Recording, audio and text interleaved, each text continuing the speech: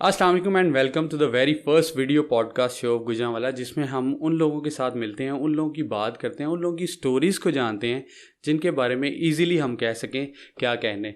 तो अभी जो हमारे पास गेस्ट हैं वो बड़े ही उनकी इंटरेस्टिंग सी एक स्टोरी है जो कि फ़िटनेस और बॉडी बिल्डिंग में है, वो आज हम जानेंगे। तो हमारे साथ हैं अहमद भाई। अहमद भाई कैसे हैं आप? वालेकुम सलाम मूसा भाई, अल्हम्दुलिल्लाह ठीक ठाक। आप कैसे हैं? इसको थोड़ा सा आपने कोशिश करनी है, ये क्लोज ही रखें। जी जी मूसा भाई, ठीक हो गया। तो कैसे हैं आप? ठीक ठाक अल्हम्दुलिल्लाह मूसा भाई, अल्लाह का शुक्र। आप तो कैसे कैसी लाइफ चल रही है? लाइफ बहुत अच्छी चल रही है अल्हम्दुलिल्लाह, शुक्रिया बुलाने के लिए। और जब आपने मुझे बताया कि फ़िटनेस पे बात होनी है, चूँकि मैं फ़िटनेस इंडस्ट्री से हूँ तो मुझे बड़ा शौक़ हुआ कि चलें। एक्चुअली अहमद भाई जो हैं वो एक रेफरेंस मेरा इस तरह से है कि मेरी वाइफ जो हैं वो इनके फैमिली फ्रेंड कह सकते हैं, या फैमिली ही कह सकते हैं, फैमिली कह सकते हैं। तो वो जब भी मुझे बताती थी कि अहमद जो हैं वो इस तरह करते थे, उनके पैशनेट थे बॉडी बिल्डिंग के हवाले से, और उन्होंने कभी मौसम की फ़िक्र नहीं की और ये चीज़ें टेंशन नहीं ली, और वो बॉडी बिल्डिंग को जो है वो तरजीह दिया करते थे। तो मैंने कहा यार ही इज़ द वन के जो यहाँ पे आए और हमारी पॉडकास्ट जो है वो डिज़र्व करती है ऐसे पैशनेट बंदे को यहाँ पे आने के। तो क्या अहमद भाई पहले आप अपना ज़रा बचपन में बताएं, बचपन में क्या था ऐसा कोई शौक़? मूसा भाई बचपन में तो ऐसा कुछ नहीं था, ये बात है 2005 की। उससे पहले मेरा शौक था, मेरा टेल जो था वो था कि मुझे क्रिकेटर बनना है। मैं as a fast bowler, allrounder, fielder, एक प्रॉपर एक पैकेज था। ठीक है। उसके लिए मैंने बहुत कोशिश की कि मैं क्रिकेटर बन जाऊं। मुझे फास्ट बॉलर बहुत ज़्यादा शौक था। हर बच्चा जिस क्रिकेट में ही जाना था, क्रिकेट में जाना था। तो उसमें फिर ये था कि घर की सपोर्ट ना हुई। मैं हत्ता कि मेरी सिस्टर थी, उनकी फ्रेंड, उनके खालू थे मुश्ताक अहमद। ठीक है। उस टाइम मैंने अपनी सिस्टर से कहा, मुश्ताक अहमद जो इंटरनेशनल प्लेयर, ठीक है, जो आप कोच भी हैं। कोच भी हैं वो, ठीक है। तो मैंने अपनी सिस्टर से कहा कि अपनी वो सिस्टर अपनी फ्रेंड से कहें कि मुझे उनसे मिलना है, चांस मैं लेना चाह रहा हूँ कि मैं अपने आप को एक मौका दूं मैं। ठीक है। इस सिलसिले में उन्होंने बात की। खैर मैं लाहौर गया, भट्टा चौक, उधर वो रहते थे, मेरे चचा के घर के बिल्कुल पास उनका घर था। उनसे मिला, उनके घर गया, मगरिब का टाइम था, उनसे बात की और उनको बताया कि मैं क्यों आया हूँ। मैं उन्होंने कहा कि यार बेटा आप कर लोगे। खैर उस टाइम एज ऐसी थी, छोटा था, समझ नहीं थी कि वो कहना क्या चाह रहे हैं। तो मैं कहा जी बिल्कुल मैं करना चाहता हूँ। अब वो किस हवाले से बात कर रहे थे कि यार ये चीज़ें हैं, कितना पैसा लगता है, वो मेरी समझ ना होने के बावजूद मैं कोशिश की कि उनकी पिकअप करूँ। ठीक है। लेकिन खैर वो मीटिंग हुई, मगरिब की नमाज हमने पढ़ी इकट्ठे, फिर मैं उसके बाद वापस आ गया। उसके बाद ख़त्म। बस घर वालों की सपोर्ट नहीं थी, तो वो फिर मुझे घर वालों की किस तरह से सपोर्ट नहीं थी? कि पैसा फ़ायदा नहीं है, फजूल है, क्या है, अपनी पढ़ाई में तवज्जो दो। ये कौन से ईयर की बात है? 2003-4 की बात है मेरे ख्याल से। मेरे ख्याल में एक जनरल परसेप्शन पेरेंट्स की उस पर्टिकुलर एरा में यही थी कि स्पोर्ट्स वगैरह जो है वो फजूल है। स्टडी पढ़ो, अपना पढ़ाई में तवज्जो दो। ठीक है। जबकि मैं पढ़ाई में हार्ड वर्क करूँ, मैं बहुत लाइक नहीं हूँ पढ़ाई में। ठीक है। मैं हमेशा से ऐसा हूँ कि मैं स्पोर्ट्स में जो है ना बहुत अच्छा था। उसकी वजह ये थी कि मेरे दादा पहलवान थे। अच्छा। मेरे अब्बू वो चीजें उनमें अंदर आई, ट्रेड जो थी, वो एक प्रॉपर एक एथलीट थे। वो हर तरह गुल्ली डंडा जो चीजें, जबरदस्त, वो चीजें फिर मेरे अंदर ट्रांसफर। तो जब भी स्पोर्ट्स की चीज आती थी, मुझे सिर्फ महीना चाहिए होता था। महीने के अंदर अंदर मैं उस चीज में, मेरे अल्लाह ताला ना परफेक्शन, यानी आप कह सकते हैं कि इनहेरिटेड चीजें हैं ये, वो मेरे अंदर ना वो विरासत की चीजें। ठीक है। तो फिर उसके बाद जब क्रिकेट हम खेलते थे, नेट प्रैक्टिस करनी, और उधर फिर सियासत शुरू हो गई, ये वो उधर से वो खत्म हो गया। फिर जो बाजी हैं चांद, जो आजकल अमेरिका में होता है, वो हम बिलाल चिश्ती, ये हमारा एक ग्रुप होता था। बिलाल चिश्ती का मैंने काफी नाम सुना है, उनका सिटी पब्लिक स्कूल। तो वो हम तो तीनों चारों, एक फैसल होता था, वो कैंट चला गया हुआ है। ठीक है। तो चार भी खड़ी थी, जैसे वो आमतौर पे चार भी खड़े नहीं करते। मैं उस पे ना लटक के, ना छोटा था तो लटक रही हूँ, चिनअप करने लग पड़ा। तो मेरे ना बड़े बाइसेप बज रहे, और बिलाल ने चाह के यार तुम्हारे तो बाइसेप बड़े अच्छे हैं। तो मैंने कहा यार हाँ बस ठीक है। वो खैर उस टाइम कहते यार तुम्हें करनी चाहिए ट्रेनिंग। खैर वो गया टाइम, 2003-4 की बात है। बहरहाल फिर क्रिकेट ख़त्म हुई। फिर 2005 में मैंने, मेरे मोहल्ले के दोस्त थे, वो उन्होंने कहा कि पता नहीं, मुझे नहीं पता कि मैं क्यों जिम चला गया, खैर चला गया जिम। ठीक है।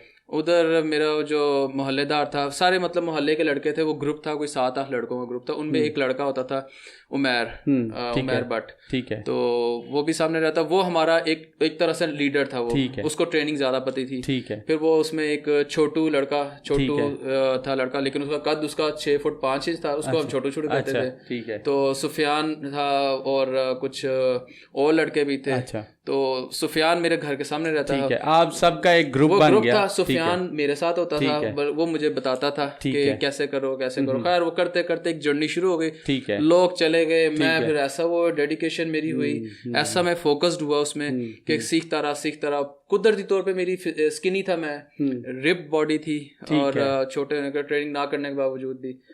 तो वो फिर करते करते एक सिलसिला शुरू हुआ, लोगों ने मुझे देखना, मेरे जो सीनियर्स थे उधर जो थे, वहीद भाई, स्टार जिम से मैंने अपना आगाज किया। स्टार जिम ये टैंकी वाली ग्राउंड है शहर रोड पे, ठीक है, उसके सामने ये जिम है, वहां से मैंने आगाज किया। ठीक है। और वहां से मैं 2013 तक मेरे हाथ से वहां पे ट्रेनिंग करता रहा।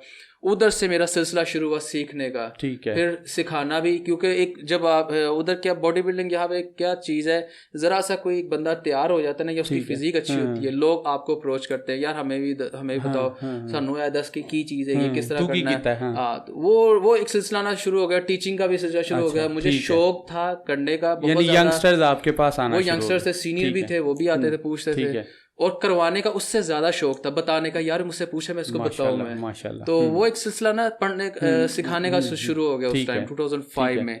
तो अहमद भाई मुझे ये बताएं, वो जो मेरी वाइफ बताती हैं या पारे भाई बताते हैं, वो बात सच है कि आप नहीं केयर करते थे, बारिश तूफान जो मर्जी हो जाए, अहमद ने जिम जाना ही जाना? मेरे ऑलमोस्ट 18 साल हो गए मुझे इस करियर में, इस फील्ड के अंदर। माशाल्लाह। और ना मैंने सर्दी देखी, ना गर्मी देखी, ना बारिश देखी, मुझे जिम जाना होता था। हत्ता कि ये इतना पागलपन था ट्रेनिंग का, मूसा भाई के ईद की छुट्टियां 3 गुजारना मेरे लिए मुश्किल होता था, इस कदर पागलपन था। ओवर ट्रेनिंग करनी समझ नहीं थी, ओवर ट्रेनिंग कर करके फिर उस टाइम पता नहीं था, जब आप एक बिगनिंग में होते हैं, बिगनर लेवल पे होते हैं, तो मैं फिर अंधाधुंध ट्रेनिंग करी जानी, इतनी ट्रेनिंग करनी कि बॉडी इतनी रिप्ड हो गई थी कि वो मतलब कुछ भी नहीं खाया पिया, खाना भी बिल्कुल जो घर में मिलता था, मेरी कोई खास स्पेशल डाइट नहीं थी ना अब है। ठीक है। तो वो फिर मेरा शेप होनी, और फिर लोगों को जिम में मेरी एक पहचान बनने लग पड़ी कि यार ये लड़के को इसको ट्रेनिंग करता है, ये वो। अच्छा, आजकल अहमद भाई होता ही है कि जैसे ही कोई बंदा इस काम के लिए पैशनेट होता है, जिस तरह आप कह रहे हैं कि पागलपन था, तो वो ज़्यादातर सप्लीमेंट्स की तरफ भी जाते हैं जी। बहुत सारे बच्चे हैं, अल्लाह माफ़ करे, बहुत सारी डेथ्स भी हुई हैं, आपको भी बल्कि पता होगा इस बारे में। तो क्या वो सही करते हैं, या अगर सही करते हैं उस तरफ जाना चाहिए, तो कैसे कंसल्टेशन हो उनकी, कैसे उनको पता लगे कि सप्लीमेंट्स लेनी है? मुसा भाई पहली बात तो ये कि किसी सूरत नहीं जाना चाहिए, मैं इसी से सख्त नफरत करता हूँ। ठीक है। उसकी वजह ये कि शॉर्टकट्स हैं, ये शॉर्टकट के साथ उसके साथ प्रॉब्लम्स भी बहुत ज्यादा है।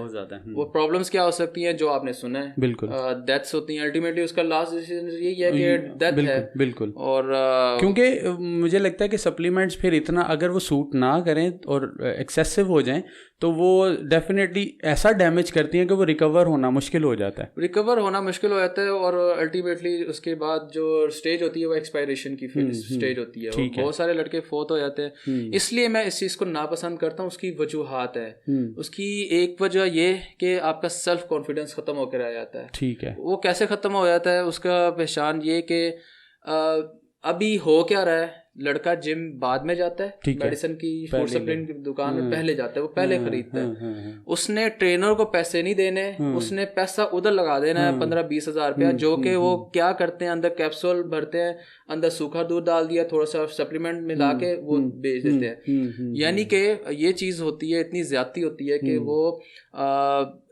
5,000 की चीज होगी, उसको 25,000 करके ट्रेनर्स लोग बेचते हैं, और उसके अंदर क्या डला हुआ है क्या नहीं डला हुआ अल्लाह आलम।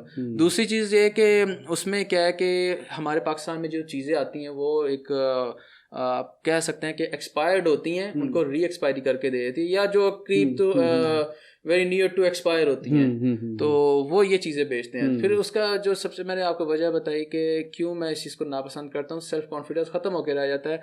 वो ऐसे ख़त्म होता है कि आपका मेरा एक ज़हन बन जाएगा कि ये चीज़ है असल में जिसने मुझे बनाया। मतलब मैं कुछ नहीं हूँ, इस चीज़ ने मुझे बनाया।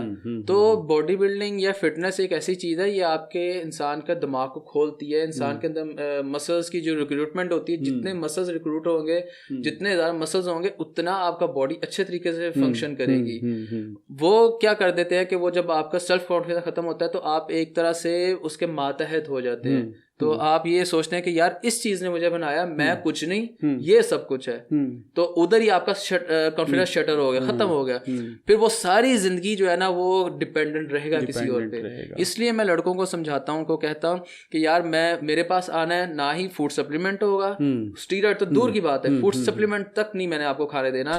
जो भी करना है आप मुझे 23 घंटे में से 24 घंटे में से 23 घंटे आपके, 1 घंटा मेरा, वो मैं आपको मारूं, प्यार करूं जिम में या आपके साथ लाड करूं, मैं जो मर्जी करूं आपके साथ, वो मेरा है। वो मैं उस टाइम मैं आपका बादशाह हूं। मैं उस टाइम मेरे आप अंडर हो। वो मैंने कितना आपको रेस्ट देना है, वो कितना होना चाहिए, कितना रेस्ट नहीं लेना, कितना वेट उठाना है, जो करना है, जो कहना है वो करना पड़ेगा। खाओ पियो जो मर्जी, लेकिन एक हद में रह के। बाहर का खाने से मैं जरूर रोकता हूँ कि बाहर का खाना वंस इन अ वीक और ट्वाइस इन अ वीक हो जाए, बहुत है। लेकिन जो है रेगुलर जो यहाँ पे चल रही प्रैक्टिस वो रेगुलर है, रोज आंदे ने तो खा के आंदे ने, तो वो इस चीज से मैं नापसंद करता हूँ। तो सेल्फ कॉन्फिडेंस खत्म होकर रह जाता है। जब आपके अंदर एक कुव्वत इरादी जो होती है ना वो मजबूत होती है, तो आप जो है ना कुछ भी हासिल कर सकते हैं। बिल्कुल जो अल्लाह ताला ने आपके इख्तियार में दिया। बिल्कुल ऐसी है। अच्छा, तो वापस आते हैं उसी तरफ। 2005 में आप कह रहे हैं कि मेरे ऊपर पूरा का पूरा टेक ओवर कर लिया बॉडी बिल्डिंग ने, और लोग भी रिकग्नाइज करने शुरू हो गए कि अहमद इज गोइंग ग्रेट, और अहमद अपनी फिजिक जो है वो फिट कर ली है। लेकिन अब बता रहे हैं कि आपका खाना पीना वो खास नहीं था तब, बिल्कुल नॉर्मल था। तो अब भी वैसे ही है, घर वाला आप खाना खाते हैं? जो घर में मिलता है मैं वो खाता हूँ। ठीक है। ट्रेनिंग जब करनी होती है, अपने आप को इस कदर मारना होता है ट्रेनिंग में, धोबी की तरह जैसे पटकता नहीं है कपड़ों को, इस तरह पटकना पड़ता है। चूंकि चले मैं रिप था, मैं कुदरती तौर पे मुझे ये चीजें मिलती थी अल्लाह की तरफ से, विरासत में मुझे चीजें आई थी। कुछ लोग नहीं ऐसे होते, वो जो नहीं भी होते ना वो भी कर सकते हैं। ये कोई इतनी बड़ी साइंस नहीं है। मुझे नहीं समझ आती है मूसा भाई, लोग क्यों ऐसे दिमाग, ट्रेनर्स लोगों ने या जो इस तरह के फिटनेस पर्सनैलिटीज है, उन्होंने क्यों ऐसा दिमाग बना दिया है कीटो डाइट, ये करो वो करो। मैं अपने क्लाइंट्स को कहता हूँ कि अभी दुनिया पहले कहती थी कि देसी घी नहीं खाना, तो अब कहते हैं खाओ। मैं डाइट के सख्त खिलाफ हूँ। मैं जो चीज़ आप हासिल कर सकते हैं आप ट्रेनिंग के जरिए हासिल कर सकते हैं। फर्क क्या हो गया पहले और अब? पहले ये था कि इतनी लग्जरियस लाइफ नहीं थी। बिल्कुल ऐसे ही है। इधर से 100 मीटर दूर भी जाना है ना, 50 मीटर दूर भी बाइक पकड़नी है, और वो हमने तो बॉडी ने उस तरह रिस्पॉन्ड नहीं करना। ऐसे ही है। तो ये चीजें जो है ना वक्त के साथ साथ डेवलप होती है। ठीक है। तो इसलिए जो है मैं डाइट के सख्त खिलाफ हूँ कि ये आपके जो है सेल्फ कॉन्फिडेंस को खत्म करके रख देती है। आप सब कुछ अचीव कर सकते हैं, लेकिन उसके लिए आपको डेडिकेट होना पड़ेगा। आपको अपना जो 1 घंटा है, कम अज कम 1 घंटा 24 घंटे में बहुत है। मेरे जो अगर सही तरह से वो भी सही तरह से अगर यूटिलाइज किया, ट्रेनिंग की हो, मतलब सर फेंक के ट्रेनिंग की हो। अब मेरे जो हाईली एडवांस स्टेज पे जो क्लाइंट्स होते हैं, ठीक है, उनकी ट्रेनिंग हो जाती है बाज़-औक़ात 15 मिनट की, ठीक है, बाज़-औक़ात होती है 30 मिनट की, ठीक है। वो मतलब मैंने उनको 40 मिनट्स के अंदर अंदर ख़त्म करना है, और वो ट्रेनिंग इतनी हाई इंटेंसिटी ट्रेनिंग होती है, ठीक है, कि वो आम बंदा तो वक्ती तौर पर बर्दाश्त नहीं कर पाएगा। जो उसके लिए आने में उनको 3 माह चाहिए। पहला माह आता है कि वो एक समझ लीजिए नर्सरी क्लास होती है, उसके बाद वो ग्रेजुअली प्रयोग करते हैं, हनीमून पीरियड समझ लीजिए। दूसरा जैसे जैसे पहला महीना ख़त्म हो रहा होता है, आपको बॉडी में ट्रांसफॉर्मेशन नजर आने लग पड़ती है। सेकेंड मंथ में पहुंचते तक आप एक प्रॉपर एक रनिंग पोजीशन में आ चुके होते हैं, बॉडी इतनी तैयार हो चुकी होती है कि वो एक हाई इंटेंसिटी ट्रेनिंग जो है वो बर्दाश्त करने के काबिल हो जाती है। ठीक है। तीसरा माह होता है वो ऐसा होता है कि बस वो देखने वाले जो होते हैं ना वो कहते हैं यार की जुल्म का हुंदा पे आना थे, तो वो बहुत ज्यादा हाई इंटेंसिटी होती है। तो जब वो आप इस लेवल की जब ट्रेनिंग करते हैं तो जो मर्जी खा ले, कोई नहीं डैमेज करता। अब मेरा जो एक क्लाइंट था अभी रिसेंटली, मैं आपको बता देता हूँ, कासम मलिक का घर के सामने रहता है, ठीक है, वो मेरे से चौथी दफा मेरे पास आया। पहली 3 दफा आया कासम और सुफियान, जिसकी मैं आपको बता देता ही ना, जो मुझे ट्रेनिंग करवाता था। वीडियोस भी उनकी आपने डाली हुई हैं, अहमद भाई का यूट्यूब चैनल भी है, तो मैं उसका लिंक भी नीचे डाल देता हूँ, काइंडली उसको भी सब्सक्राइब जरूर करें।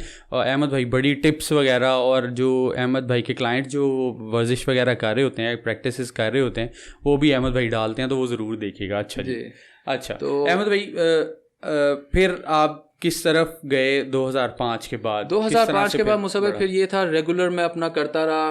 फिर पढ़ने का शौक हुआ कि क्या होता है, फिर जो बॉडी बिल्डर से इंटरनेशनल लेवल पे आर्नोल्ड श्वार्ज़नेगर, रोनी कोलमैन वगैरह वगैरह, इन सबको मैंने देखा। मैंने सीखने में कभी भी शर्म नहीं महसूस की। मेरा छोटा भी अगर आया, उसने मुझे कहा कि यार इस तरह लाना है, तो मुझे पता होता था कि यार ये, उस टाइम जितनी समझ थी कि यार ये ना, मुझे लगता है कि ऐसा नहीं है, गलत है। बहरहाल मैंने सुनना, उसको बड़े आते थे, उनको बड़े गौर से सुनना। वहीद भाई उधर हुआ करते थे, और वो बड़ा समझाते थे मुझे। उधर फारूक भाई थे, ज्यादातर मेरे इंटरेक्शन वहीद भाई से, वहीद मोगल भाई है, वो मुझे बड़ा समझाते थे कि यार ऐसे करो, इस तरह कर, उस तरह करते, तो इस तरह वो गाइड, मतलब वो मुझे इस तरीके से ना, वो एक, जब उनके सामने एक बंदा नजर आ रहा है ट्रेनिंग करता हुआ, अच्छे तरीके से दिल से कर रहा है, तो खुद ब खुद जो है ना, लोग आपको अप्रोच करने लग पड़ते हैं, बताने की नीयत से कि यार तुम इस तरह कर लोगे, अच्छे हो जाओगे। अच्छा, ये तो अहमद भाई शुरू हुआ।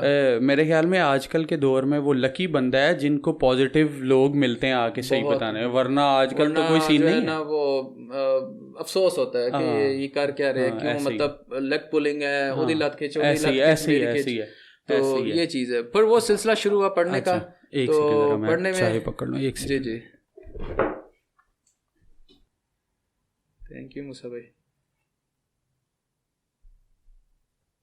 मैंने फिर आर्टिकल्स पढ़ना शुरू किए। ठीक है, मैंने फिर आर्टिकल्स पढ़ना शुरू कर दिए। ठीक है। उस टाइम जितनी समझ थी, जितनी इंग्लिश आती थी, समझ आती थी, वो समझ लेता था। जो नहीं आती थी फिर गूगल करके, या उस टाइम डिक्शनरीज को देखना। उस टाइम इंटरनेट का भी इतनी सोच नहीं थी 2005 में, तो वो फिर पढ़ना शुरू किया।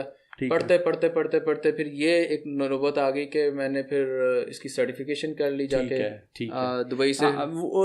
दुबई क्यों गए? इसी के लिए गए थे? नहीं, इसके लिए बिल्कुल नहीं गया था। अच्छा। दुबई जो था, मैंने बड़े काम किए मुसा भाई। मैंने ना वही मैं लाइफ जो है बड़ी एक्सपीरियंस मजे की मेरी जो जहाँ तक मैंने स्टडी की है, या जहाँ तक मैंने इन चीज़ों को देखा ना, वो यही है कि ये चीज़ बॉडी बिल्डिंग और जो चीज़ें ना टाइम मांगती हैं, तो उसके साथ साथ बाकी चीज़ें किस तरह मैनेज की? ये बड़ा जब एक चीज़ का जुनून सवार हो जाए ना, तो मैंने ना अपनी पढ़ाई के साथ साथ मैंने इस चीज़ को नहीं छोड़ा। मेरे एग्जाम भी होते थे, मैट्रिक में भी नहीं, मैट्रिक कर लिया था, इंटर मैंने किया, इंटर में भी मैंने अपनी ट्रेनिंग को नहीं छोड़ा, एग्जाम्स में भी, और फिर उसके बाद ग्रेजुएशन की, उसमें भी नहीं छोड़ा। फिर यूनिवर्सिटी चले गए MBA के लिए, उसके लिए भी बस ट्रेनिंग जो थी ना, वो मैंने नहीं छोड़ी। वो ऐसा वो पागलपन था कि यार नहीं छोड़नी, जो मर्जी हो जाए। सही है। वो एक ना लस्ट लग गई थी, एक नशा चढ़ गया था इस चीज का, कि वो जब एक चीज आपको बेनिफिट दे रही होती है ना, तो वो फिर बार वो उधर जाते हैं। तो खैर वो 2000 मैंने बीच में काफी कुछ सीखा इस दौरान, गाड़ियों का काम भी सीखा। ठीक है। बाजी के भाई जो है, उनका वर्कशॉप है उधर, समी भाई हैं। उधर बाद मैं 7 मार्च 2005 में, मुझे याद है जब जलजला आया था, 2005 में जलजला आया था, 8 अक्टूबर। उस टाइम मैं वर्कशॉप में खड़ा हुआ था, सुबह के 7:45 थे, 8 बज के कोई 95 मिनट, सॉरी 50 मिनट में वो आया था। तो उस टाइम मैं वहां पे खड़ा था, सामने KFC की बिल्डिंग थी, और वो पीछे ट्रस्ट प्लाजे में वो एक टावर लगा है बहुत बड़ा। तो मैं उधर फर्श पे बैठ के, खाली था उधर, तो वो मैं देखता, हिल रहा हूँ, देख रहा हूँ टावर किस तरीके से, वो बड़ा खौफनाक था, बड़ा, अल्लाह ताला माफ करे हमें। बिल्कुल। तो वो फिर उस टाइम मैं वो कर रहा था, गाड़ियों काम सीख रहा था। प्लान ये था कि मैंने बाहर जाके काम करना है। खैर वो किया। फिर उसके बाद मैंने, यानी आपने तब MBA कर लिया हुआ? नहीं, MBA तो ये 2010 की बात है। अच्छा, उसके बाद 2010 में एडमिशन लिया था गिफ्ट यूनिवर्सिटी में। ठीक है। तो वहाँ पे फिर मतलब वर्कशॉप की। फिर उसके बाद मैंने डेंटल सर्जन के साथ, एज ए हाइजेनिस्ट के साथ मैंने काम किया। प्लान ये था कि मैंने ऑस्ट्रेलिया जाना है। अच्छा। तो वो भी किया। फिर मतलब मैंने पौधों का काम भी किया, क्योंकि घर हमारा बाग वाले घर के नाम से मशहूर है। फिर पौधों का भी फैमिली में ये एक है बिजनेस। ठीक है। उसको किया। फिर मैंने पॉट्स बनाना शुरू किए। वो एक सारा क्रिएटिविटी थी। वो तस्वीरें मेरे पास अभी भी है, बड़ी मेहनत की मैंने उस पर। लेकिन उधर भी बजट नहीं था, सपोर्ट नहीं थी कि यार छोटा है ने की करना है, तो वो बस एक छोटे बेचारे ना कई दफा इन्हीं चक्करों में मारे पिस जाते तो वो भी पौधों का काम बड़ी जोर शोर से किया, बड़ा शौक से किया। गमले खुद ब खुद, वो ऐसा था जैसे एक पेंट का डब्बा जैसा होता है, इतनी सी गैलन होती है, वो खराब पड़ी, मैं कबाड़ खाने जाना, उधर से ले आना, पाइप्स जो होते थे सेवरेज पाइप, वो खरीदने, उनको मैंने पेंट करना, वो मैंने डिजाइन करके बेचे। और मतलब बड़ा वो मैंने क्रिएटिविटी थी कि जो रॉ मटेरियल जो खराब चीजें हैं उनको किसी तरीके क्रिएट करके, जैसे ये मग एक टूटा हुआ था मेरे पास, शीशे का था बड़ा सा, वो उसमें क्रैक आ गया, अब मैंने उसको रैप करके इस तरीके से किया, फिर स्टिक्स उसके इर्द गिर्द जोड़ी, फिर उसके अंदर पौधा लगा दिया मैंने, तो वो इस तरह की क्रिएटिविटी की थी, तो वो भी किया। फिर उसके बाद फिर मैंने लाहौर चला गया, मैंने उधर से कोथम कॉलेज से मैंने वो कुकिंग शुकिंग नहीं, वो क्या कहते हैं, हॉस्पिटैलिटी का डिप्लोमा किया। ठीक है। वो 6 माह का था, वो मैं हफ्ते में 3 दिन लाहौर जाना, क्लासेस लेनी, एग्जाम पास किया। फिर होटल 1 में मेरी जॉब हो गई, इंटर्नशिप हुई बल्कि, और फिर वो जॉब की भी ऑफर हो गई वहाँ से। फिर ये 2016 की बात है। फिर भाई ने कहा यार तुमने किया ये, तो जाके जो है ना, इस दौरान खैर मैंने दूसरे मुल्कों की भी बड़ी कोशिश की अप्लाई करने की, लेकिन उन्होंने कहा तुझे इतने रोज सोने लग देते। अच्छा, उन्होंने वीजा दिया मुझे। अच्छा, वहाँ से फिर मैंने भाई ने कहा कि दुबई जाओ, वहाँ पे हॉस्पिटैलिटी की इंडस्ट्री बहुत बड़ी है, तो अच्छा फ्यूचर है। लेकिन वो जब लाहौर में मैं जॉब कर रहा था तो वो एक ना बेसुकूनी सी थी कि यार कुछ मिसिंग है मेरी लाइफ में। तो वो चीज़ें जो थी बड़ा ना एक थोड़ा सा फील करना कि यार मज़ा नहीं आ रहा इधर। कुछ होटल इंडस्ट्री के अंदर कुछ चीज़ें ऐसी देखनी कि यार पता नहीं मेरी कमाई हराम की है हलाल की है, बस वो एक फैक्टर आ गया। खैर मैं चला गया दुबई 2016 में, 1 जनवरी, मैं 1 से 2 जनवरी थी। अच्छा, ठीक है। और 3 माह का विजिट था मेरा। उधर गया तो जॉब पहली दफ़ा गया, माँ से दूर, बड़ा तकलीफ दे वो एक मरहला था। ठीक है। और अबू हेल एरिया था। ठीक है। और वहाँ उसके सामने यूनियन कोऑपरेटिव सोसाइटी है, वो एक स्टोर है, ग्रोसरी स्टोर, ऊपर उसके ऊपर गोल्ड जिम है। ठीक है। तो खैर उससे पहले 2010 में, मैं पीछे आपको लेकर आ रहा हूँ, मैंने पहली ऑफिशियली जो जॉब की थी ट्रेनर की, वो मैंने की थी reshape gym, Chandni Chowk model town Gujranwala. वो मिस्टर गुजरावाला 2007 रहे थे, मुजफ्फर भाई, बादशाह उनको कहते हैं। ठीक है। तो वो उस जिम की ओपनिंग थी, मेरे पीछे गली में रहते थे हमारे फैमिली फ्रेंड्स थे, उनके छोटे भाई अरफान भाई, वो होते हैं कैंट में, होते हैं जिम में, शेफ्स जिम में। ठीक है। तो उन्होंने ना, बादशाह भाई उनके साथ लिंक्स हैं, उन्होंने कहा कि इस तरह, उन्होंने मुझसे बात की, मैंने कहा ठीक है मैं कर लेता हूँ। 6000 मेरी सैलरी लगी। तो पहला दिन था वो रीशेप, उस जिम में मैंने जॉब की एज अ ट्रेनर, और बहुत मेहनत की। नया जिम खुला था, उसमें बहुत सारी मेहनत थी मेरी। सुबह 6 से 9, फिर 4 से रात 10-11 बजे तक। ठीक है। तो पाँव मेरे ऐसे होते थे, एनर्जी थी, शौक था बहुत ज़्यादा करने का, फिर करवाने का। वो मेरी ऑफिशियली पहली जॉब थी। ठीक है। तो खैर दुबई जब गया था तो वहाँ पे मैंने, जब मेरा विजिट ख़त्म होने वाला तो पाकिस्तान से हम सारी फैमिली जो थी वो भी आ गई, भाई कनाडा से आ गया। ठीक है। तो एक चले मिलके जो है ना एक टूर गैदरिंग करते हैं। भाई उधर से कनाडा चला गया, मैं आने से पहले जॉब मुझे नहीं मिली। और खैर उधर से ना मैंने फिटनेस इंडस्ट्री के बारे में पढ़ना शुरू किया कि मैं इधर करता हूँ। खैर वो एक मैंने पता किया कॉलेज का, काफ़ी ज़्यादा कॉलेजेस थे, उसमें मुझे फिर करियर स्पोर्ट फिटनेस एकेडमी है, ये इब्न बतूता मॉल है, उसके साथ ही इब्न बतूता गेट है, वहाँ पे इनका ऑफिस था। ये दरअसल कॉलेज था, यूके का कॉलेज था, और जो कि यहाँ पे सर्टिफिकेशन करवाया था। काफ़ी ज़्यादा कॉलेजेस थे, उनमें मुझे ये बेहतर लगा। खैर यहाँ से मैंने लेवल 2 का सर्टिफिकेट कर लिया, मैंने अपनी सर्टिफिकेशन की, अपना यहाँ से मैंने एडमिशन लिया, विजिट मेरा ख़त्म हो गया, मैं पाकिस्तान आ गया। फिर उसके बाद दोबारा मैं एक बिज़नेस के लिए हम गए, वहाँ पे बिज़नेस शुरू किया। खैर वो किसी वजह से बिज़नेस ना हो सका। ठीक है। मैंने वहाँ जाके एग्ज़ाम उसके क्लियर किए। और उस दौरान जब मैं पहली दफ़ा गया था दुबई, सेकंड टाइम जब मैं दोबारा दुबई गया हूँ, तो वो जब बिजनेस खत्म हुआ तो फिर मैंने गोल्ड जिम में अप्लाई करने की कोशिश की। ठीक है, यानी जो आपके पास ही था। ठीक है। उधर वो बिल्कुल सामने था। इस सारे सिचुएशन में आपका जिम चल रहा था, एक्सरसाइज जिम वहाँ पे भी चल रहा था। जिम ऐसी चीज़ थी कि रोटी नहीं था खाना भूलता, ना या नमाज करना नहीं भूलता। तो इसी तरह मैंने जिम करना भी नहीं भूला। ये 3 काम मेरी ज़िंदगी में लाजमी थे। बाकी सारे काम से छुट्टी हो सकती थी, इन 3 कामों से छुट्टी नहीं हो सकती थी। खाना तो जाहिर है खाना ही होता है, ठीक है, मतलब नमाज, मस्जिद और जिम ये मेरी होती थी रूटीन। मतलब ट्रायंगल था, घर से यूनिवर्सिटी, जब इधर था यूनिवर्सिटी से घर और जिम, ये बस मेरा एक सर्कल हुआ करता था।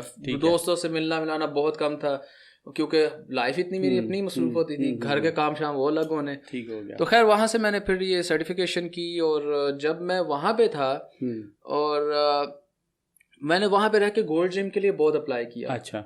वहाँ पे रह के मैंने बड़ी कोशिश की। मैं अलमुसल्ला टावर है, ये अल्फाहीदी मेट्रो स्टेशन के पास है, ठीक है, वहाँ पे मैं गया तो वहाँ पे एक मेरा पाकिस्तानी लड़का मुझे मिल गया, अली अभी मेरे साथ राब्ते में, अली भाई रिसेप्शन पे थे उनकी जॉब।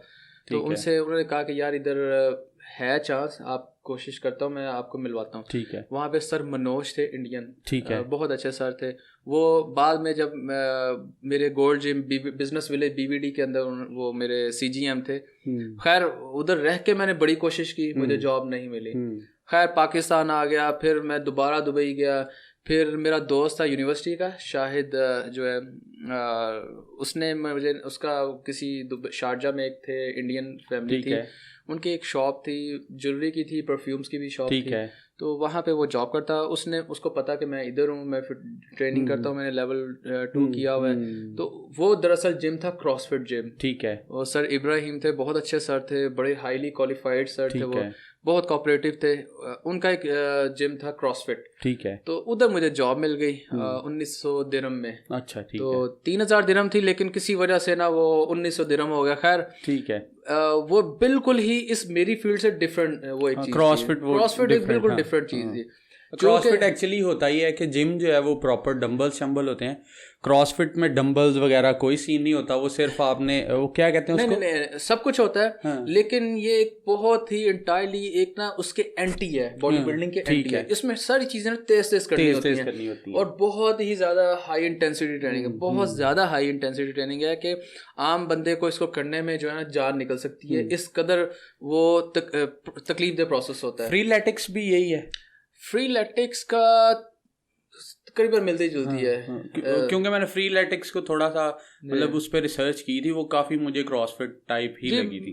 तकरीबन मिलती जुलती चीज है। क्रॉसफिट दरअसल ये एक ऐसी ये ट्रेनिंग है कि आप एक मजदूरों वाली ट्रेनिंग है, गेंद उठा के भागना, वजन को उठा के चलना, जैसे मजदूर दाबड़ा रेत बजरी लेके चलते हैं, इसी तरह की ये चीज। वो एक मेरी जिंदगी का ना फिटनेस इंडस्ट्री में, फिटनेस लाइफ का वो एक बहुत एक ना टर्निंग पॉइंट था। उस चीज ने मुझे इतना कुछ सिखाया। वहां भी मैंने 7 माह मेरे यहाँ से ट्रेनिंग की थी, क्योंकि उसके बाद मुझे पाकिस्तान आना पड़ गया मजबूरी की वजह से।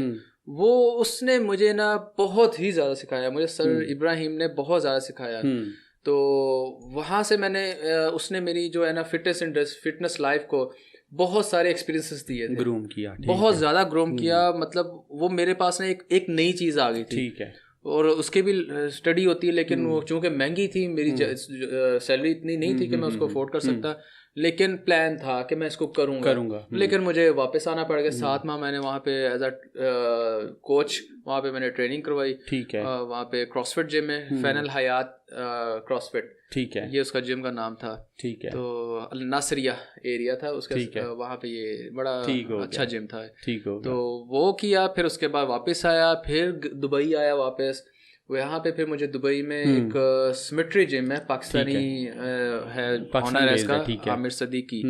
ये है FGB मेट्रो स्टेशन, जो कि अब इसका नाम FG मेट्रो स्टेशन का नाम बदल चुका है, ठीक है। ये नाम मुझे याद नहीं अब क्या है। उसके सामने गोल्ड एंड डायमंड पार्क है, जो लोग वाकिफ है उनको पता है। वहाँ पे सिमेट्री जिम होता था, अब इसका नाम भी शायद फिट एंड रिच नाम रख दिया हुआ इन्होंने। वहाँ पे मैंने कोई 20 दिन जॉब की, वहाँ से मुझे उन्होंने टर्मिनेट कर दिया। खैर वहाँ से निकला, फिर मैंने फ्रीलांसिंग करना शुरू कर दी। साथ ही मॉल ऑफ एमरेट्स था, उसके साथ ही मेरी लिविंग थी, ठीक है। वहाँ पे मैंने फ्रीलांसिंग की थोड़ी बहुत, जब उधर जॉब ख़त्म हुई।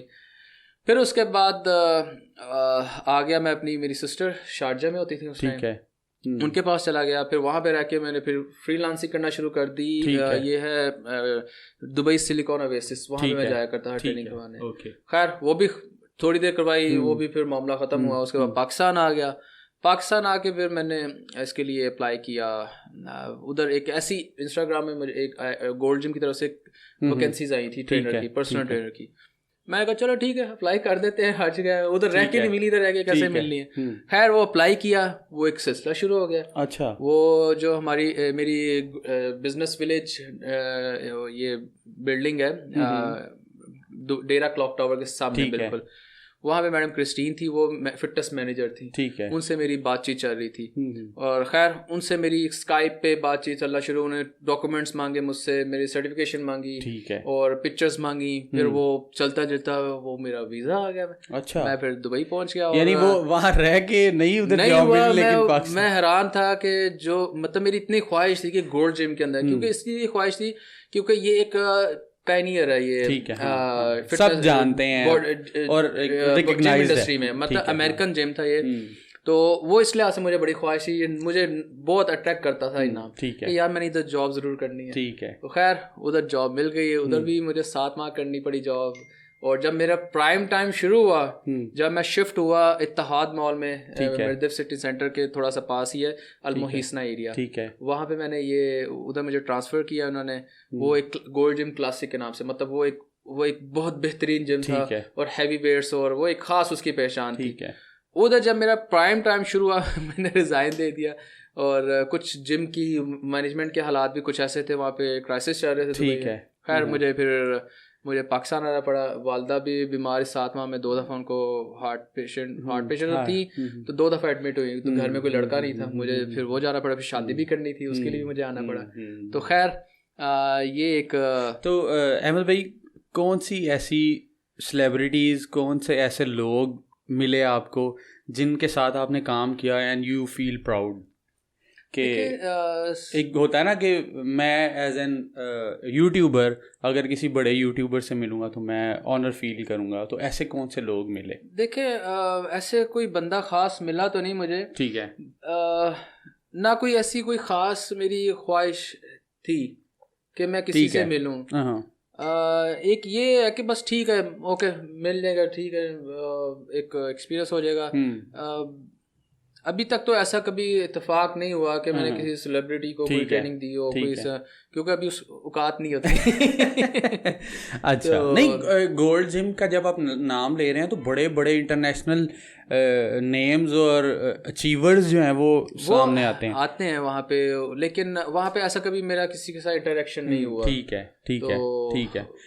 फिर आप सिंपल था। फिर आप पाकिस्तान आ गए और यहाँ आपने फिर इधर आके मैंने इधर जाने से पहले भी मैं इधर मेरा जहाँ पे अभी मैं ट्रेनिंग करवा रहा हूँ निशारा रोड, वर्ल्ड जिम है, न्याय चौक, फैजी भाई का जिम है, लोग सब जानते हैं, उस्ताद मेरे फैज रसूल।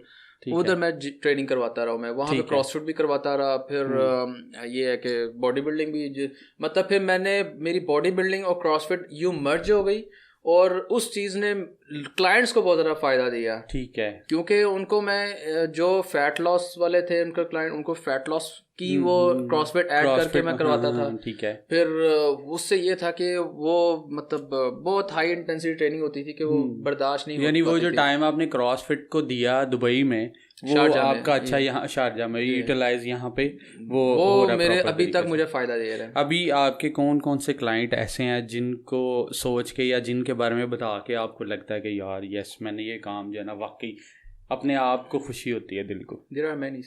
अच्छा, बहुत सारे क्लाइंट्स हैं मेरे। ठीक है। अभी जो रिसेंट है वो मैं बता रहा हूँ, जो सुफियान और कासम है। कासम वो लड़का था, 3 दफ़ा ये आया, इसने ट्रेनिंग की, बस इजी लिया, भाग गया, फिर आया, फिर ज्वाइन की। फिर इस बार इसका एक तो शादी भी रिसेंटली इसकी शादी हुई है। इसके वालिद ने इसको समझाया, वालिद इसके पहलवान थे, या पुत्रा हुने टाइम है अपना मोटापा घटा रहा है।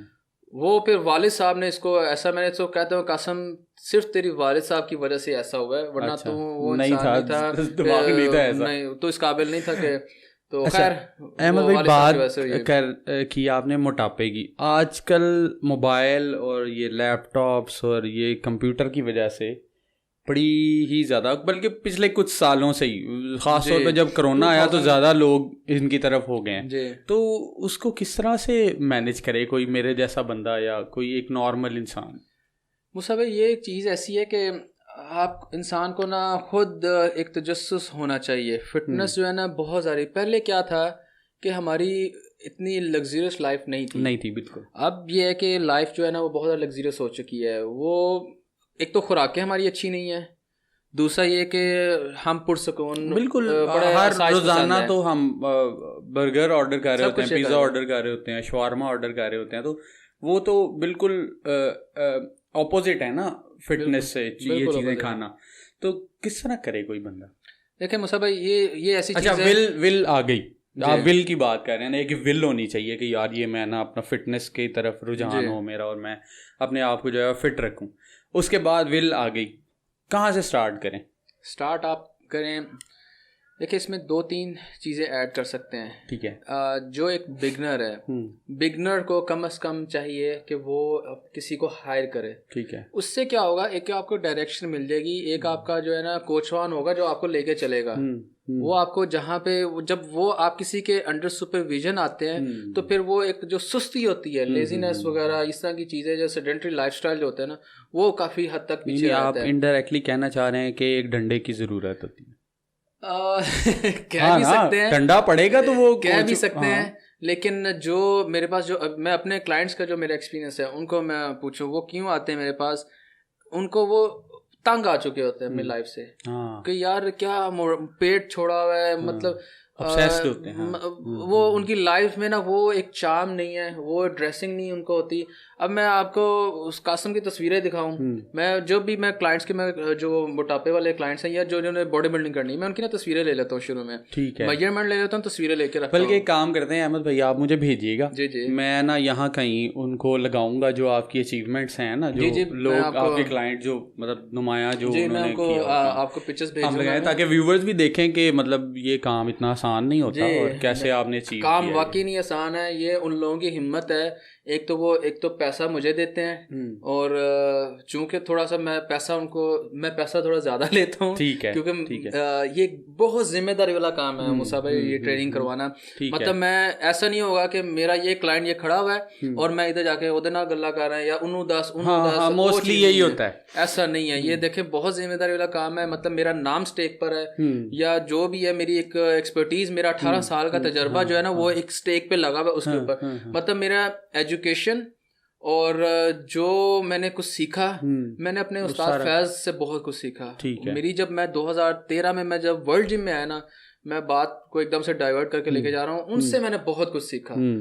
तो वो जो 18 साल का जो तजर्बा होता है ना, वो उस पर लगा होता है। वो पूरा ना मैंने एक ना जैसे एक सेंटर है वो बंदा, और मैं उसके इर्द गिर्द ना चमक रहा हूँ सूरज की तरह, उसको मैं कहीं दाएं बाएं नहीं होने दे रहा। तो ये चीज़ें जो है ना बड़ा एक फोकस्ड होना पड़ता है, बहुत ज़्यादा जिम्मेदारी काम है। ऐसा नहीं है कि मतलब ज्यादती करते हैं जिम में लोग, ट्रेनर्स लोग, ऐसे ही है। मतलब मैं उसने मेरी सर्विसेज खरीदी हुई हैं और मैं लगाया हूँ उधर मजाक करने, उसके साथ बात करने। मतलब जब मैं ट्रेनिंग करवा रहा होता ना, उस टाइम मैं और मेरा क्लाइंट होता, मुझे नहीं पता कि दाएं बाएं क्या हो रहा है, जो होता रहे। मेरा क्लाइंट जो है मेरी नजरों से दूर ना हो और जरा सा भी खुदा न खास्ता कुछ हो जाए तो वो सारा हो जाएगा अहमद दा मुंडा, अहमद दी वजह तो ना आया होया है, अहमद दा तवज्जो नहीं देंदा ते ओ साथ में अपनी सेल्फ सेटिस्फेक्शन भी आपके हवाले से तो बहुत जरूरी है ना। मैं बहुत ज्यादा मुतमईन होता हूं जब मैं मेहनत करता हूं। अब जिस तरह मैं अभी लेटेस्ट बात करूं, कासम है या सुफियान है, इनको देख के मुझे बहुत खुशी होती है। बिल्कुल। ये अपने 2-3 साल पुराने कपड़े निकाल के पहन रहे हैं। हाँ। वो जो 38 वैसी कासम की वो 34 पे आ गई है। जाहिर है अहमद भैया, आपने जब एक मेहनत करके आप एक प्रोडक्ट तैयार करते हो तो अगर वो प्रोडक्ट अच्छी तैयार हुई हो तो फिर अंदर से खुशी जो है ना वो निकलती है। और वही प्रोडक्ट किसी ने बिगाड़ के आपके सामने रखी हो तो उस बंदे पे जिसने बिगाड़ी हो उस पर गुस्सा भी आएगा। जाहिर है मुझे आइडिया है थोड़ा सा, क्योंकि मैं रहा हूँ कुछ अरसा, मैंने जिम किया है, लेकिन उस तरह से नहीं जिस तरह से माशाल्लाह आप करें लेकिन बस वो कॉलेज और यूनिवर्सिटी लाइफ में ना, तो वाकई बात ठीक है कि लोग बनी बनाई बॉडीज़ को जो गलत किस्म के मेंटोर्स होते हैं या जो उस्ताद होते हैं वो ख़राब भी कर देते हैं कई दफ़ा। बहुत अक्सर जो कम तजर्बाकार लोग हैं, ऐसा नहीं कि मैं बहुत तजर्बाकार हूँ, मैं भी अभी स्टूडेंट हूँ, सीख रहा हूँ। ये बात ना करें, ये आपका बड़ापन है। 18 साल एक बंदे ने एक इंडस्ट्री को दिए हैं, दिन रात लगातार, और जो सोते जागते खाते पीते एक ही चीज सोचता था दिमाग में, फिटनेस। तो ये ज्यादती कर रहे हैं आप ये कहते हुए कि आप एक्सपर्ट नहीं है इस चीज। जितना इंसान ऊपर जाता है ना, वो उस चीज का एहसास जब होता है कि यार अभी भी मैं जाहिल ही हूँ मैं। 18 साल मैंने दिए हैं, लेकिन मैं समझता हूँ कि अभी भी मैं जाहिल हूँ, अभी तो कुछ नहीं पता। असल मैदान तो मेरा अब शुरू है सीखने का। हाँ। अब मैं जो मेरी एक्सपर्टीज आ रही है तो वो तो अब जो आपने आगे डिलीवर करना है, तो फिर अगर मैं पढ़ रहा हूँ तो मैं अपने क्लाइंट्स के लिए पढ़ रहा हूँ ताकि वो अच्छे तरीके से ट्रेनिंग हो। मतलब मुझे 3 माह मुझे अपने क्लाइंट के जाहिर है। फिर वो जो 18 साल जो आपने किया, वो आप सोचते हैं कि मैंने तब गलती की थी, अब मेरे क्लाइंट के साथ वो गलती ना हो। मैंने एक वो वाकया सुना, हर एक ने सुना होगा, मुसा भाई शायद आपने भी सुना हो। वो एक शिप खराब हो जाता है, ठीक है, तो अंग्रेज लोग बड़े परेशान, इंजीनियर लोग होते हैं कि इसको सही कैसे करें। उस वक्त की जो मौजूदा एक टेक्नोलॉजी थी या एक्सपर्टीज थी, वो उसको शिप को सही करने में नाकाम हो रहे थे। ठीक है। खैर उनको पता चला जी, एक बुजुर्ग है, वो शिप का काम करता, 40-50 साल का उसका तजर्बा था। उसको बुलाया गया, तो बुलाया के उसको सारी सिचुएशन रखी जी, ये मसला है, ये अब इसको देखें कैसे होगा। ठीक है। बाबा जी आए, एक हथौड़ा पकड़ा, उन्होंने शिप को टन टन टन 5-7 जगहों से जहाँ पे उनको एक खड़काया। मतलब जो जिनका उनका इतनी एनर्जी सर्व हो रही थी, कई सालों से या घंटों से या कई दिनों से लगे थे उसको शिप सही करने में। वो बुजुर्ग आए हैं, उन्होंने उसको खड़काया है, और जहाँ पे उनको लगा है कि अच्छा एक पॉइंट उन्हें मिला, उन्होंने उधर से उसको टैप किया थोड़े से। उन्होंने कहा जी चलाओ, वो शिप चल पड़ा। उन्होंने कहा जी बिल, कहते हैं बिल मैं आपको भेज देता हूँ मैं। तो वो बिल आया, कोई हफ्ते बाद बिल आया $20,000 का। वो सर पकड़ के हैरान हो गए, परेशान हो गए, यार 5 मिनट लाए ने $20,000 ले लिया की वजह है, किसी को समझ ना आई इनकी कि ये है क्या चीज़। खैर उन्होंने बुलाया, आप थोड़ा वजाहत तो करें कि ये क्या चीज़ है। कहते हैं जी जो $19,998 का ये जो $2 का हथौड़ा है, ये जो 19,998 जो पीछे अमाउंट बचती है, ये मेरा 40 साल का तजर्बा है, एक्सपीरियंस। तो एक्सपीरियंस को कोई बीट नहीं कर सकता, एक्सपीरियंस को डेफिनेटली कोई बीट नहीं कर सकता। ये चीज़ें जो है जब मैं अपने क्लाइंट्स को करता हूँ, मेरा वो पूरी एनर्जी लग रही होती है देखने में। तो मैंने तो करवाना है, बेचारा तो अगला पिस रहा है, उसका टाइम भी मैं ले रहा हूँ, उसको मार भी रहा हूँ मैं। उसका सबसे कीमती चीज़ होती है ना, वक्त होता है। मुसा भाई वक्त कभी नहीं आता। तो उनको मैं ये समझाता हूँ, यार खुदा दा वास्ता है, टाइम की कदर कर लो आप। ये टाइम अभी आप आ रहे हो मेरे पास, कल को पता नहीं आपको टाइम मिले ना मिले। तो सबसे कीमती चीज़ है टाइम। पैसा आपके पास फिर आ जाएगा, जो भी आप तकलीफ बर्दाश्त कर रहे हो हफ्ते बाद ठीक हो जाएगी। लेकिन जो चीज़ नहीं आएगी वो वक्त नहीं आएगा। इसलिए अभी मेरे पास आ रहे हो तो अपना वक्त को जो है ना, वो मेरे लिए सबसे कीमती चीज़ है। इसलिए मैंने आपसे काम निकलवाना है, मैंने छोड़ना नहीं है। 23 घंटे आपके, 1 घंटा मेरा है। वो मैंने मारना है, प्यार करूँ जो मर्जी करूँ, मेरी तरफ से मर जाओ, लेकिन मैंने काम लेना आपसे। तो वो एक ना पूरी मेरी होती है एनर्जी कि यार इनको इतना मैं एजुकेट करूं, अपना जो एक्सपीरियंस है, जो नॉलेज है, किताबी नॉलेज है, वो उनको मैं दूं, ताकि वो 3 माह बाद जब निकले मेरे पास से, मेरी ये भी कोशिश होती है 3 माह ट्रेनिंग का उनको भगाऊं मैं अपने पास से कि यार सीखो, बड़ा हो गए, पैसा बचाओ, अब अपने आप से सीखो, खुद करो। इतने कोशिश होती है कि इनको जितना ज्यादा सिखा दूं, ताकि ये कल को किसी और को भी सिखाने के काबिल हो। जितना मेरे पास नॉलेज है वो मैं इनको शेयर करूं। मैं अहमद भाई, एक अच्छा मेंटोर होना, मेंटोर ऐसा अच्छा, मतलब कि जो सोचे लिटरली कि मेरा क्लाइंट या मेरा स्टूडेंट जो है वो एक प्रोडक्ट बन के निकले और अच्छा काम सीख के आगे जाए। ये भी लकी लोगों को मिलता है। होप कि आपके क्लाइंट जो हैं वो इस बात का एहसास करते हैं कि वो लकी हैं। वो मेरे सामने मेरे कई क्लाइंट्स हैं जिन्होंने सीखा, वो 4 माह की है ट्रेनिंग, अब वो करवा रहे हैं, मुझे बहुत खुशी होती है और वो मेरी झलक उनके अंदर नजर आ रही होती है। सही, जिस तरह आप पैशनेट होकर काम करते हो। मैं तो मैं एक दिन देखा अपने क्लाइंट का स्टेटस, तो वो करवा रहा है, मुझे इतनी खुशी हुई उसको देख के। जब मैं शाम को मिला हूँ, मुझे उस पर बड़ा प्यार, यार मुझे बड़ा प्यार आया तो उस पर देख के। अच्छा अहमद भाई, हम एंडिंग की तरफ थोड़ा जाते हैं। आगे आ रहा है रमज़ान में लोगों ने सुबह क्या करना है, अजान से 10 मिनट पहले खाना शुरू करना है और आखिरी अजान के अल्फाज तक जो है ना वो खाते रहना है सहरी के टाइम, और जैसे ही और फिर सो जाना है और शाम को उठना है, जोहर की नमाज पढ़ना है, फिर सो जाना है। मैं जानता हूँ ऐसे लोगों को, असर की नमाज पढ़ के फिर कोई थोड़ा सौदा अगर किसी ने माँ ने या बहन ने कह दिया, वो भी मोस्टली सोने में ही गुजरता है। और फिर मगरिब के बाद जैसे ही अल्लाह अकबर की अजान आनी है, हौरन तू की आवाज़ आनी है और इन्होंने खाना शुरू करना है और इशा तक खाते हैं। बिल्कुल। क्या आप कहना चाहेंगे उन लोगों के बारे में? मुसा भाई, मैं उनको ये कहना चाहूँगा, बल्कि ये सब लोगों को मैं कहना चाहूँगा, जो लोग मुझसे पूछते हैं ना डाइट के बारे में, मैं डाइट के बारे में किसी को कुछ नहीं बताता। उनको मैं ये कहता हूँ कि यार आप डाइट पे बाद में तवज्जो दो, पहले ट्रेनिंग करो। डाइट पे क्यों नहीं, मैं इसलिए मैं उनको एक ये ज़रूर मैं मशवरा दे देता हूँ, एडवाइस दे देता हूँ कि यार खाना जो है ना सुन्नत के मुताबिक खाएं। बिल्कुल। अपने हाथ होला रखे खाएं, अपने आप को रोक के खाएं, बिला वजह ना खाएं, बेतरतीब ना खाएं और खाते ना जाएं। आपका नाश्ता जो है बहुत अच्छा होना चाहिए। आपका दोपहर का खाना, ये रोज़ों के अलावा आपका दोपहर का खाना उससे कम अच्छा, रात का उससे भी अच्छा। दिन अल्लाह ने ऊपर से बड़ा बनाया है। जैसे से दिन ढलता है, दोपहर होती है दिन छोटा हो जाता है, रात होती है दिन और छोटा हो जाता है। अल्लाह ने जिस्म हमारा ऊपर से बड़ा बनाया है, बिल्कुल, दरमियान से छोटा बनाया, नीचे पाँव से इतना छोटा बना दिया। हमारा नाश्ता इतना होना चाहिए, दोपहर का खाना इससे कम अच्छा, रात का उससे भी कम अच्छा। चौथी चीज़ ये, नाश्ता बादशाहों की तरह, दोपहर का खाना वजीरों की तरह, रात का फकीरों की तरह। सुबह का नाश्ता आपका बहुत अच्छा और रात को आपको 3 खजूरें क्यों ना मिल जाए वो भी खा ले। मतलब ऐसी चीज है कि यार खा लो खा लो खा लो खा लो। वैसी एक रेस लगी होती है कि जिसमें ना हम लोग पागल हो जाते हैं कि यार पता नहीं हूँ अगो लबना नहीं, बस वो एक पता क्या ज़हनी मुसावी होता है कि यार पता नहीं खा लो, पता नहीं कितना भूख होती है, इतना सा खा लेते हैं ना पेट ऐसे फुल हो जाता है। बस ये हमारी साइकी है कि यार खा लो ज़्यादा से ज़्यादा। और खाने में बस थोड़ा एहतियात करें और वर्जिश अगर हो सकती है तो वो उससे बेहतरीन कोई चीज़। रमज़ान में वर्जिश का क्या टाइम होना चाहिए?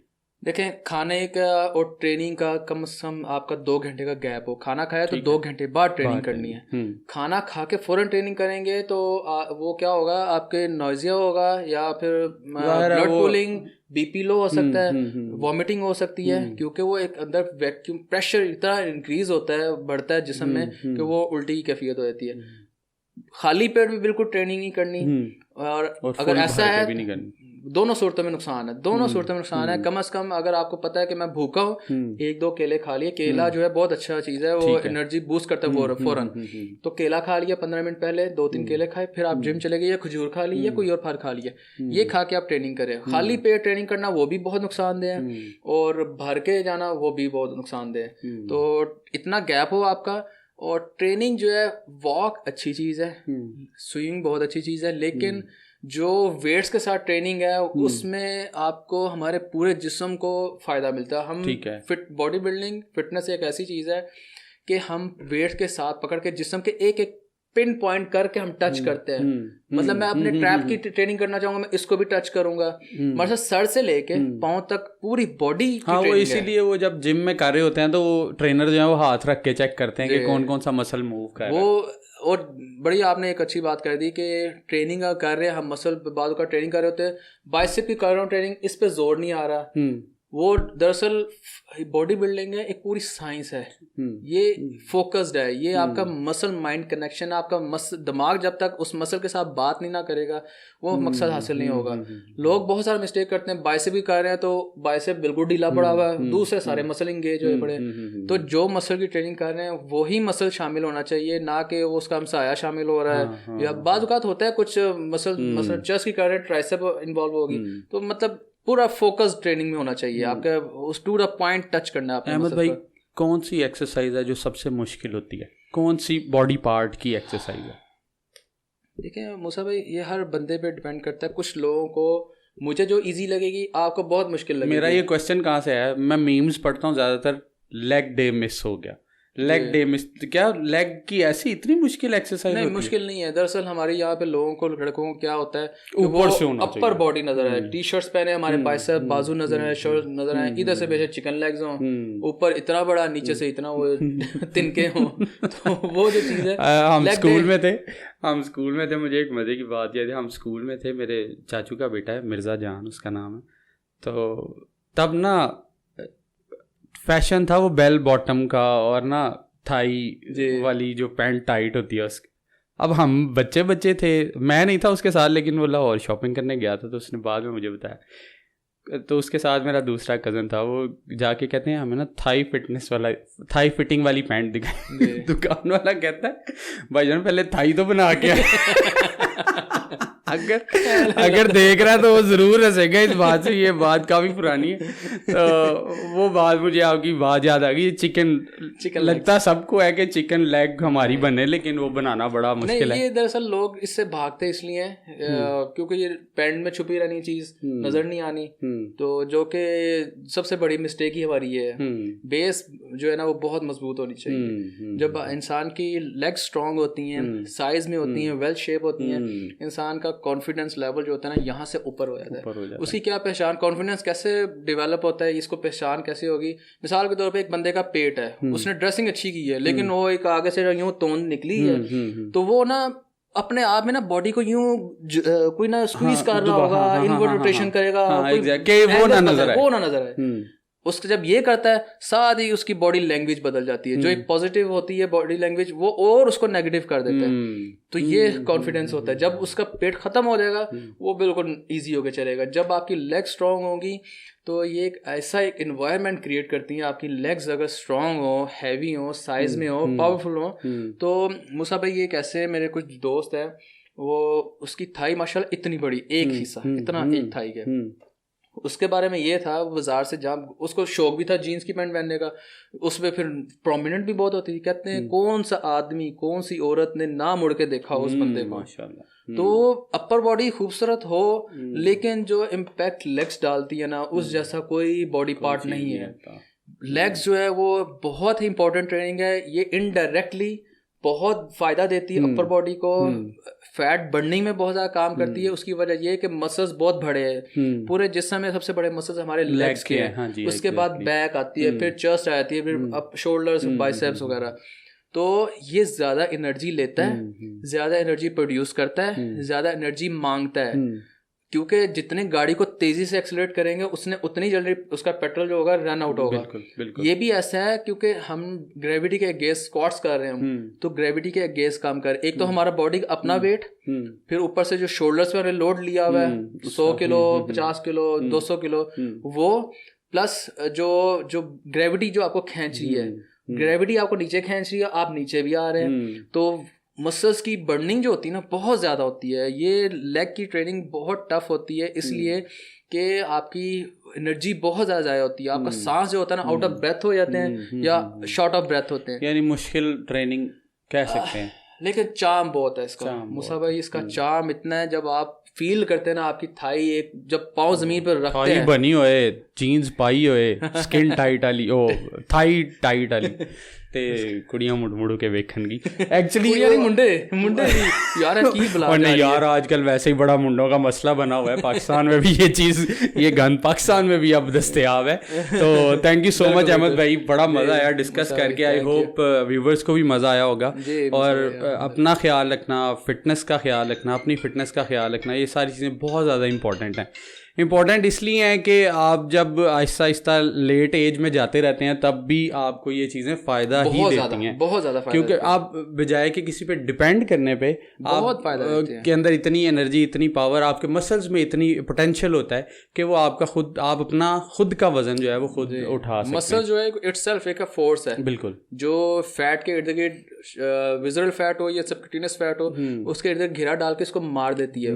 फिर जो आपकी बात 40 साल के बाद जो बंदे सेडेंटरी लाइफ गुजार रहे हैं वो उन पे बुढ़ापा एकदम अटैक करता है। जो फिटनेस लोग वाले लोग होते हैं वो उनका डाउनफॉल लेट है। एथलीट हमारे सामने है सारे, वो वसीम अकरम को देख लें, वकार यूनस, ये वो सारे, वो इवन वसीम जल्दी नहीं हिलता बंदा, फिटनेस वाला बंदा। एग्जैक्टली।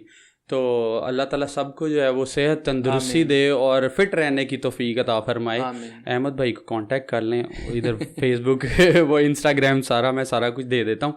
तो he is a good trainer, dedicated है, इससे बड़ी आजकल कोई बात हो ही नहीं सकती। कोई भी मेंटोर अगर आपका डेडिकेटेड है तो आप पे वो उतनी ही मेहनत करेगा जितनी वो अपनी किसी प्रोडक्ट पे या अपनी किसी चीज़ पे करता है। Thank you so much Ahmed भाई, इंशाल्लाह ताला आपको रमज़ान में हम फिर बुलाएंगे इंशाल्लाह ताला।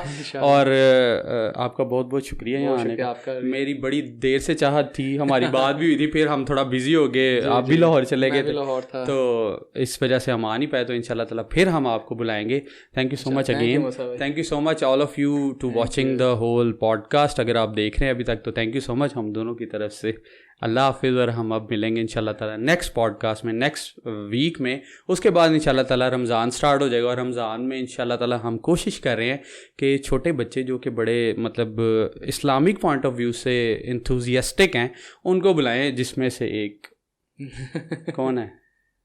वो छोटी जो है आयत एक रमज़ान में एक काम करती है, आपको पता होगा। जी हमने आयत को लिखा हुआ है इंशाल्लाह ताला, वो हमारी लिस्ट में है, इंशाल्लाह ताला रमज़ान में वो आएगी। तो ये मैं पहले ही छोटा सा एक बता दूं ताकि बच्चे जो हैं वो सारे तैयार हो जाएं। अगर आपके बच्चे इतने टैलेंटेड हैं, कोई काम ऐसा करते हैं इस्लामिक पॉइंट ऑफ व्यू के हवाले से, या वैसे भी अगर वो टैलेंट है अल्लाह ताला ने उनको दिया, तो आप ज़रूर बताएं नीचे कमेंट करके, ताकि हम उनको भी परसू करें और उनको भी बुलाएं, क्योंकि हमारा वो फ्यूचर है। तो thank you so much again Ahmed bhai, thank you so much all of you. Allah हाफिज़। अल्लाह।